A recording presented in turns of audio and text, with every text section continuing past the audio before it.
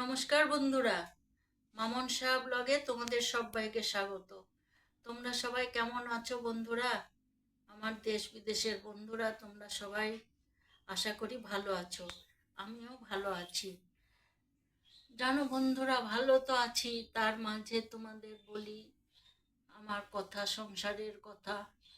তোমার আঙ্কেলের দাঁত নিয়ে খুব কষ্ট পাচ্ছে, দাঁত উঠিয়েছে। দাঁত উঠিয়ে বুঝতেই পারছো, দাঁত সে অপারেশন করে দাঁত উঠাতে হয়েছে, দিয়ে দাঁতে তো ব্যথা ট্যাথা নিয়ে কষ্ট পাচ্ছে। কালকে সারা দিনটা গেল, আজকেও সকালবেলা থেকে এরকম দিদি, তার মধ্যে জ্বর আসছে।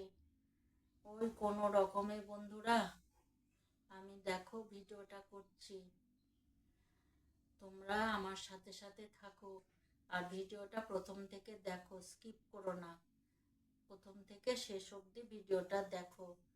যাই হোক বন্ধুরা, দেখো আজকে আমার দুপুরের কি কি মেনু করেছি। আস্তে আস্তে এই যে ভাত আর ডিম সিদ্ধ দেওয়া হয়েছে আঙ্কেলের জন্য। গোবিন্দভোগ চালের গলা গলা ভাত করা হয়েছে, ওই যা একটু চামচ দিয়ে খেতে পারবে।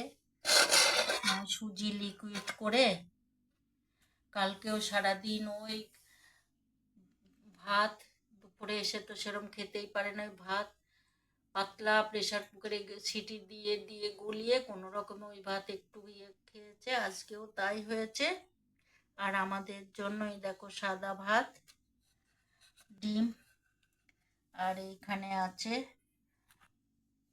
মাছ ভাজা আর বেগুন ভাজা।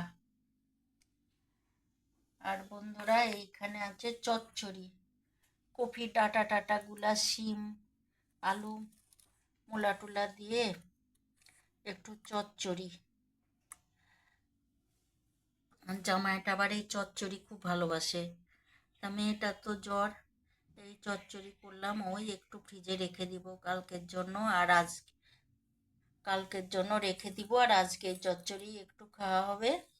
আর এখানে আলু কফি দিয়ে কাতলা মাছের ঝোল, এই বন্ধুরা আজকের মেনু।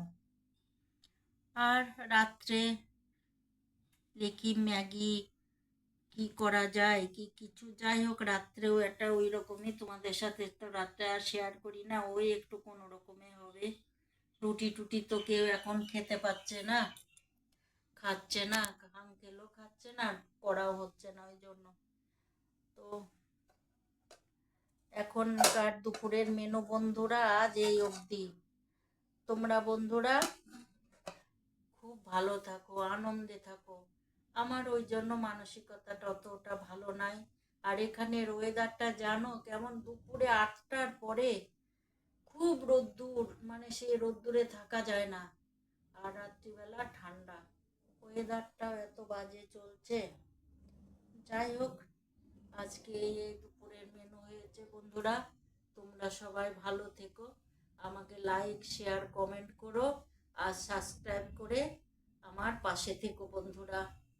আমার দেশ বিদেশের বন্ধুরা আমাকে এইভাবে পাশে থেকে সহযোগিতা করে তোমরা এগিয়ে নিয়ে চলো, এইটাই তোমাদের কাছে আমার কামনা রইল। আর তোমরা ভালো থাকো, সুস্থ থাকো, আনন্দে থাকো। বাই বন্ধুরা, দেখা হবে পরের কোনো ব্লগে।